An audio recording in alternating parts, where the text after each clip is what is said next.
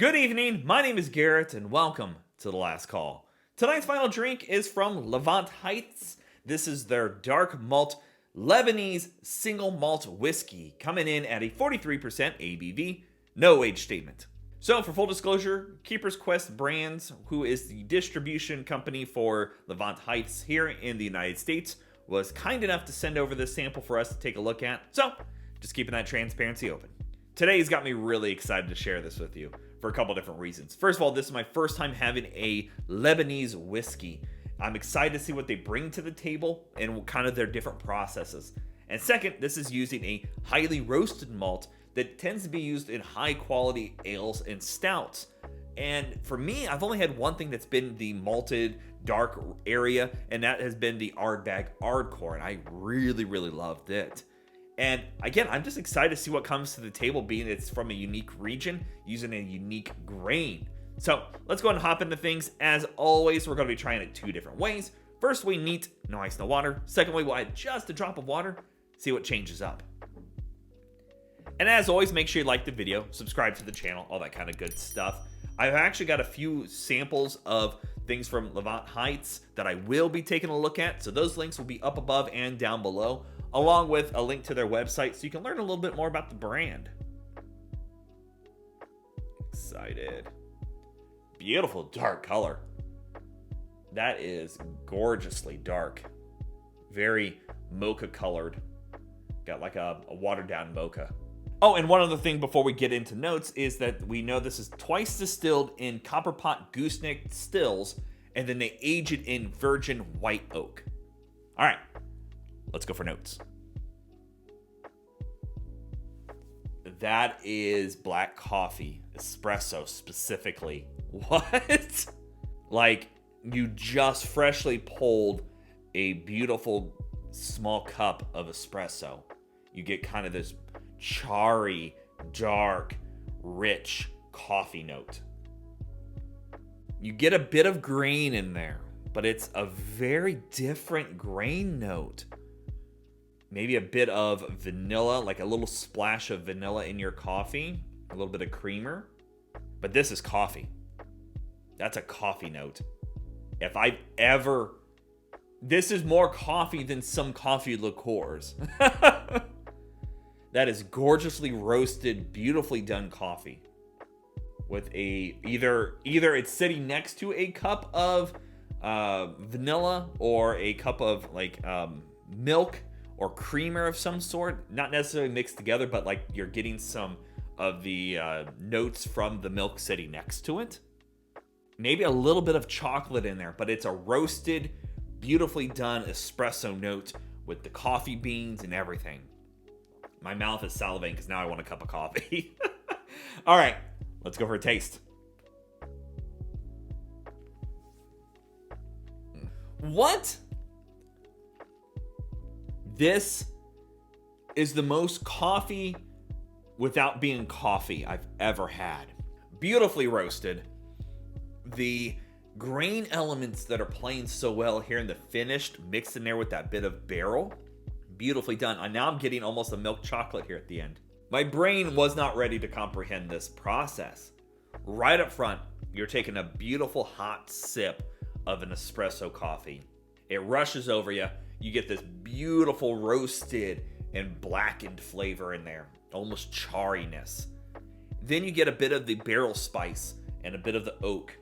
And then you're getting this rush of milk chocolate or like a cream sweetness here in the finish. And it's still finishing. Like as I'm talking here, the finish is still going on. For only a 43% ABV, that has such a depth of flavor to it. That is phenomenal. Shut the front door. There's no ABV, nothing harsh, no sharp notes to it. If this is, again, the closest thing I've ever tasted to an espresso without drinking espresso. It's exactly what they're saying. This is beautifully toasted dark malts, and it's just got this rich velvety texture to it. It reminds me of drinking almost like a craft stout beer. because it's got a bit of thickness on the palate, but almost smooth like a Guinness. I don't know. I've never had anything like this. This is an experience glass. I just love that big burst at the beginning of espresso. I'm trying to see when it starts shifting here. Right about here, we're starting to get a little bit of the barrel spices, a little bit of oak, vanilla caramel, but then it shifts again, bringing across that milk chocolate, creamy sweetness, almost like a creamer or a milk, something like that that we would add to a coffee. I got nothing bad to say about that. It's gorgeously done. That is so unique. I can only hope that this comes to my market soon. I want a full bottle of that on the shelf because that is a coffee lover's dream right there. Like if you ever wanted something to be the most pinpoint accurate whiskey that tasted like coffee, look this up. In my opinion, that is gorgeous. Okay, we're adding just a little drop of water. See what changes up here. I don't know what to expect. Not even going to guess. Under most circumstances, it makes things go a little bit more mute, but it might change up those coffee notes more for us. I don't know. So, let's go for notes.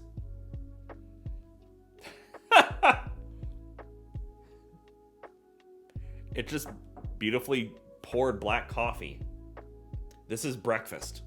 This is me waking up in the morning and having a nice simple cup of coffee.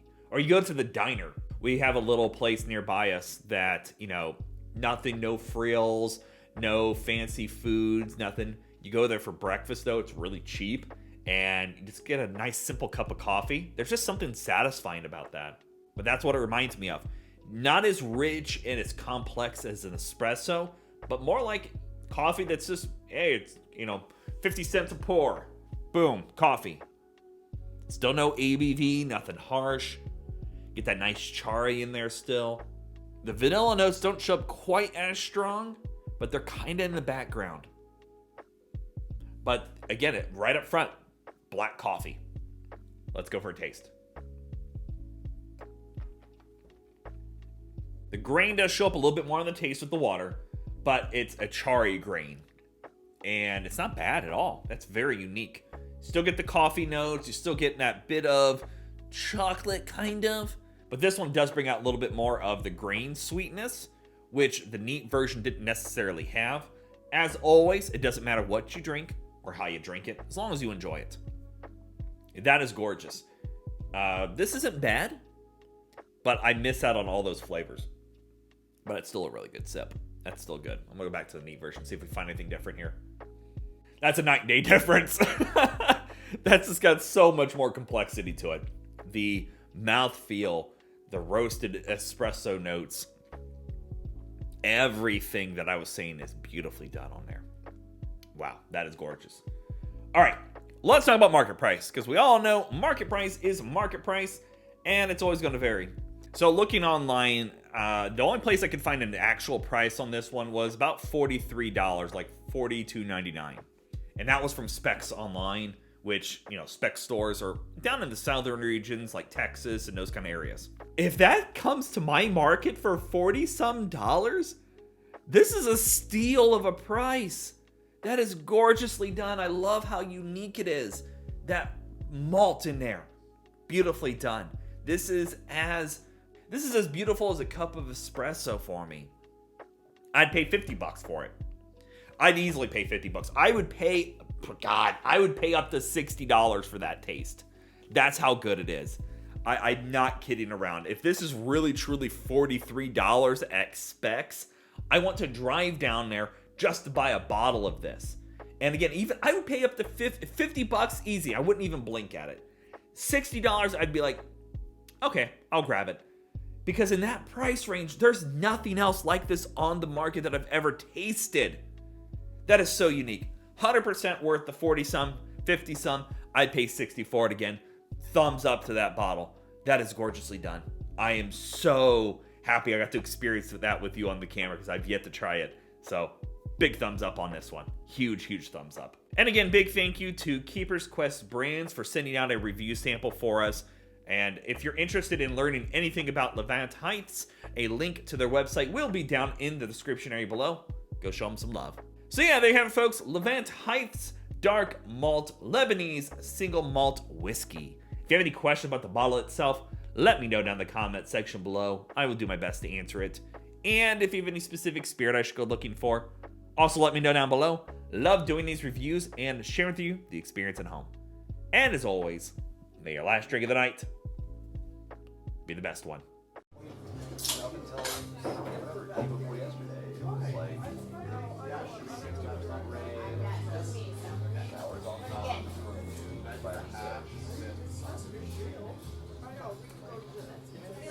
You know, and I really like it might